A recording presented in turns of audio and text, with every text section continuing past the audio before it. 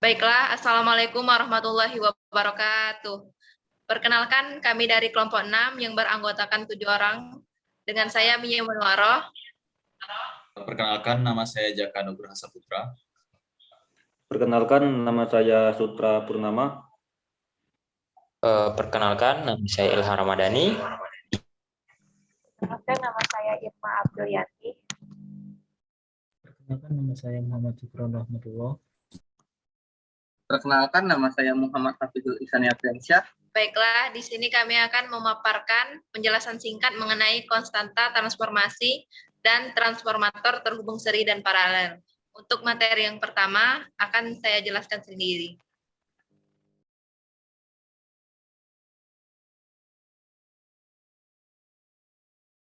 Baiklah, kepada teman-teman semua, yang pertama kali penjelasan materi mengenai konstanta transformasi akan saya jelaskan. Untuk transformator merupakan suatu alat listrik yang dapat memindahkan dan mengubah energi listrik dari satu rangkaian atau lebih rangkaian listrik ke rangkaian listrik lainnya melalui suatu gandengan magnet berdasarkan prinsip induksi elektromagnetik. Jadi, transformator ini dapat mengubah energi listrik bolak-balik dari satu level ke level tegangan yang lainnya. Jadi dapat dikatakan bahwa transformator merupakan mesin elektris yang dapat mengubah energi elektris menjadi energi elektris kembali. Untuk selanjutnya mengenai persamaan transformator, ini ada 3, yaitu umum, transformator ideal, dan transformator tidak ideal. Nah, untuk yang pertama, transformator umum ini, untuk persamaannya yaitu tegangan di sisi sekunder jumlah lilitan di sisi sekunder itu jumlahnya atau nilainya sama dengan tegangan di sisi primer per jumlah lilitan di sisi primer. Nah, untuk transformator ideal ini merupakan transformator dengan efisiensi 100%, di mana seluruh energi yang masuk ke kumparan primer akan diteruskan menjadi energi pada kumparan sekunder tanpa kehilangan energi. Jadi daya yang masuk sama dengan daya yang keluar, atau bisa juga dikatakan tegangan dan arus di sisi primer itu sama dengan tegangan dan arus di sisi sekunder. Untuk transformator tak ideal ini merupakan transformator yang mempunyai keterbatasan seperti magnetisasi yang tidak linier, adanya rugi inti, kumparan trafo yang mempunyai tahanan, dan flux bocor. Jadi, daya yang dikeluarkan itu tidak sama dengan daya yang masuk. Berikutnya, yaitu pada dasarnya transformator terdiri dari 2 atau lebih kumparan yang terhubung secara magnetik. Jadi, apabila di antara kumparan primer yang diberikan sumber tegangan bolak-balik dan menghasilkan tegangan induksi primer, maka amplitudenya akan bergantung pada tegangan primer dan juga jumlah lilitan. Nah, berikut ini merupakan gambar rangkaian magnetik dari transformator tidak berbeban atau tanpa beban. Nah, untuk N1 ini merupakan jumlah lilitan di sisi primernya, sedangkan yang N2 merupakan jumlah lilitan di sisi sekundernya. Untuk P1 ini adalah tegangan inputnya. Untuk E1 adalah gaya gerak listrik di sisi primer yang efektif, sedangkan untuk E2-nya merupakan gaya gerak listrik di sisi sekunder. Untuk flux magnetiknya ini berjalan dari arah primer ke arah sekunder. Dari flux magnetik yang ini akan sinusoid menghasilkan tegangan induksi E1 dengan dimana E1 ini merupakan gaya gerak listrik. Baiklah, itu saja. Untuk materi selanjutnya akan dijelaskan oleh Saudara Jaka Nugraha Saputra. Kepada Saudara Jaka, saya persilahkan. Saya di sini akan melanjutkan untuk penjelasan dari Saudari Mia, di mana saya akan menjelaskan mengenai macam-macam trafo.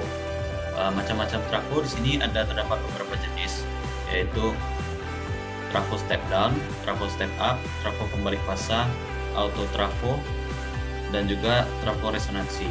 Nah, yang mana nanti saya akan jelaskan. Di sini saya akan menjelaskan pertama mengenai trafo step down.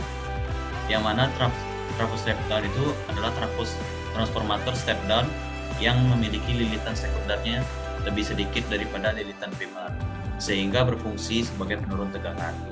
Transformator jenis ini sangat mudah ditemui, terutama dalam adaptor AC dan DC.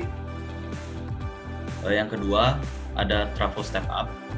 Transformator step up adalah transformator yang memiliki lilitan sekunder lebih banyak dibandingkan lilitan primernya, sehingga berfungsi sebagai penaik tegangan. Transformator ini biasa ditemui pada pembangkit tenaga listrik sebagai penaik tegangan yang dihasilkan generator menjadi tegangan tinggi yang digunakan dalam transmisi jarak jauh.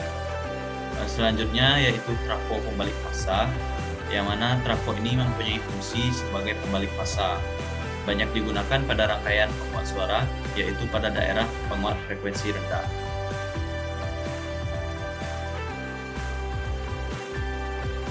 Next.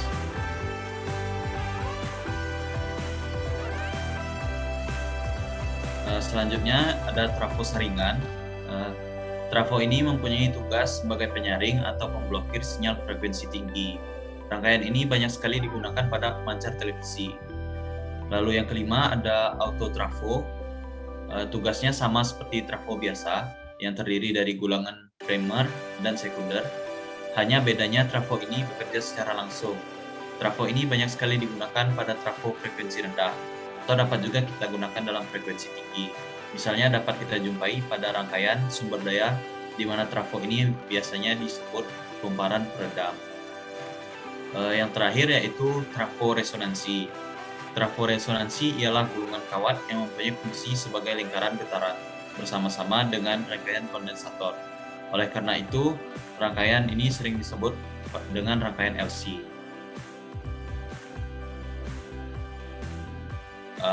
Ini merupakan gambar dari macam-macam trafo yang terdapat seperti trafo step down, yang mana kumparan sekundernya lebih sedikit dibandingkan kumparan primer. Lalu trafo step up, yang mana kumparan sekundernya lebih banyak dibandingkan kumparan primernya. Lalu ada autotrafo dan juga trafo resonansi. Mungkin itu saja yang dapat saya sampaikan. Selanjutnya akan dijelaskan oleh Sutra. Baik, di sini saya akan melanjutkan pemaparan dari Jaka, yaitu mengenai prinsip kerja trafo.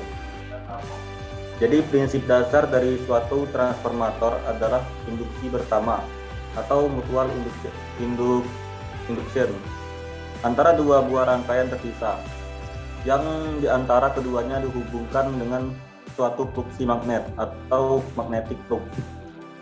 Transformator satu fasa yang sederhana terdiri dari dua buah belitan induktif yang secara listrik terpisah, tetapi secara magnetis dihubungkan dengan suatu medan magnet yang melingkupi keduanya atau magnetic linker. Apabila salah satu belitan dihubungkan dengan sumber tegangan bolak-balik AC, maka suatu fluksi magnet yang bolak-balik juga akan terdapat pada belitan tersebut, dan fluksi magnet tersebut akan melingkupi belitan yang lain, yang kemudian akan menghasilkan induksi bersama antar kedua belitan tersebut. Dan fluksi magnet tersebut akan melingkupi belitan yang lain, yang kemudian akan menghasilkan induksi bersama antar kedua belitan tersebut. Mungkin itu saja yang dapat saya jelaskan. Untuk pemaparan selanjutnya akan dijelaskan oleh Ilham Ramadhani. Baik, saya akan menjelaskan dari penjelasan lanjutan dari Saudara Sutra, yaitu ketika keadaan transformator tanpa beban. Pada hal ini, ketika kumparan primer suatu transformator dihubungkan dengan sumber tegangan P1 yang sinusoid, akan mengalirkan arus primer I0 yang juga sinusoid, dan menganggap belitan N1 itu reaktif murni, dan I0 tadi akan menjadi tertinggal 90 derajat dari P1. Lalu arus primer atau I0 tadi akan menimbulkan flux atau induksi yang sepasa dan berbentuk sinusoid. Pada keadaan transformator tak berbeban, arus tanpa beban memiliki komponen sebagai berikut. Yang pertama, arus penguatan arus yang aktif yang menimbulkan rugi-rugi besi yang disebut arus rugi besi atau dilambangkan dengan IC atau arus core. Lalu arus yang timbul karena adanya inti besi di mana menimbulkan arus eddy dan arus histerisis yang dikenal sebagai arus magnetisasi atau IM yang merupakan jumlah dari arus eddy dan arus histerisis yang menimbulkan rugi tembaga atau lambang tembaga adalah CU. Selanjutnya,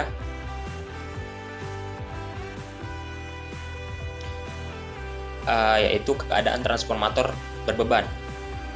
Apabila komponen sekunder dihubungkan dengan beban Z1 dan I2 yang mengalir pada komponen sekunder, di mana I2 akan sama dengan P2 per Z2 dengan faktor kerja beban, maka arus beban I2 ini akan menimbulkan gaya gerak magnet atau GGM dengan N2 dan I2 yang cenderung menentang flux bersama yang telah ada akibat arus pemagnetan atau I-max.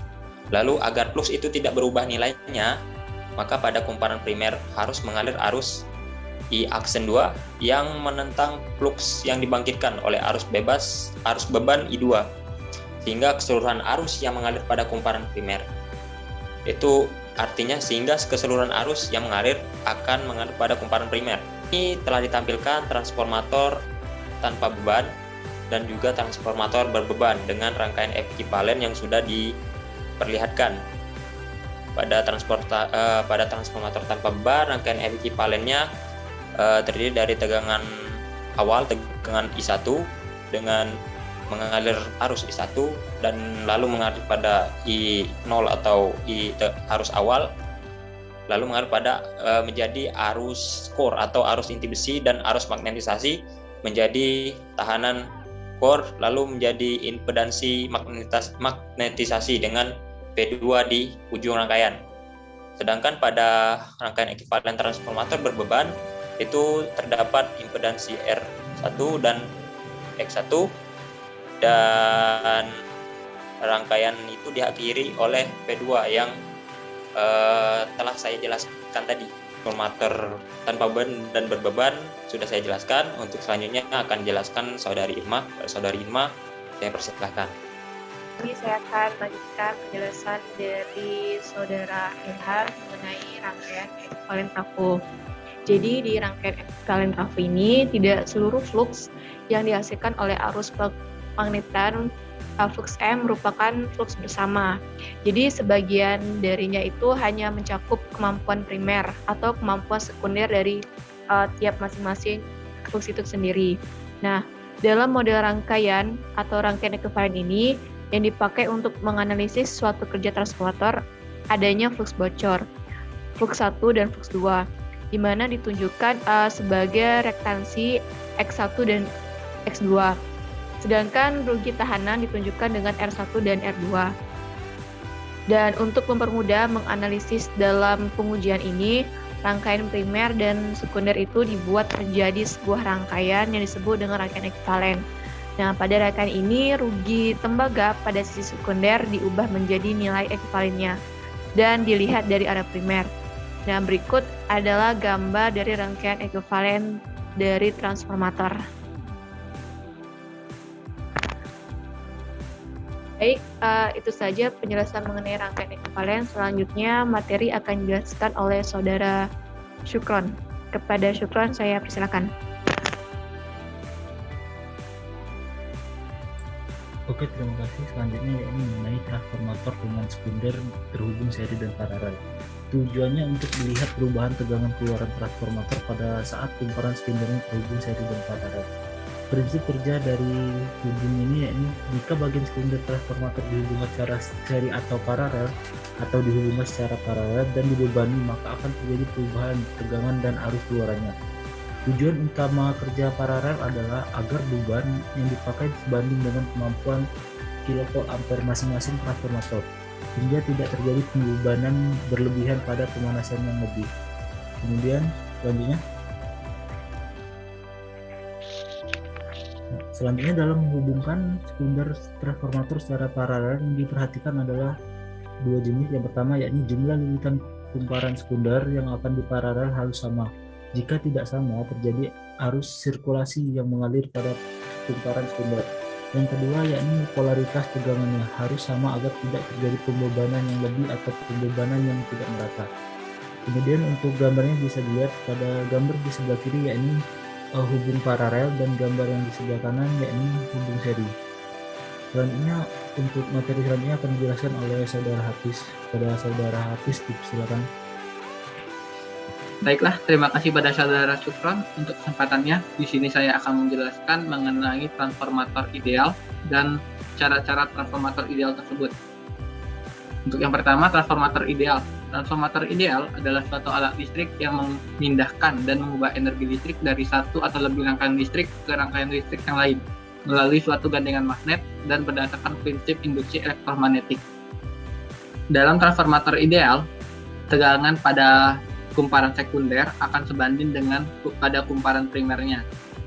Atau bisa dengan kata lain, transformator ideal ini merupakan transformator dengan nilai efisiensi sebesar 100%, yang artinya energi yang masuk pada kumparan primer akan diteruskan ke kumparan sekunder menjadi energi tanpa ada energi yang hilang.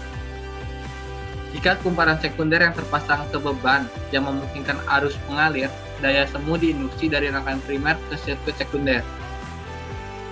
Selanjutnya saya akan menjelaskan mengenai beberapa syarat untuk trafo ideal. Yang pertama itu perbandingan tegangannya harus sama. Dari rating tegangan transformator kedua harus identik, dengan kata lain perbandingan transformator hendaknya sama. Yang kedua itu polaritas transformatornya harus sama. Yang ketiga, tegangan impedansi pada keadaan beban penuh harus sama. Dan yang terakhir, keempat, perbandingan reaktansi terhadap tahanan sebaiknya sama. Jika R banding X sama, kedua transformator tersebut akan bekerja pada faktor kerja yang sama. Baik, sekian yang bisa saya sampaikan. Saya kembalikan kepada saudari Mia. Terima kasih. Baiklah, itu saja yang dapat kami sampaikan mengenai penjelasan konstanta transformasi dan transformator terhubung seri dan paralel. Apabila ada kata-kata yang salah, kami mohon maaf. Saya akhiri dengan wabillahi taufiq wal hidayah. Wassalamualaikum warahmatullahi wabarakatuh.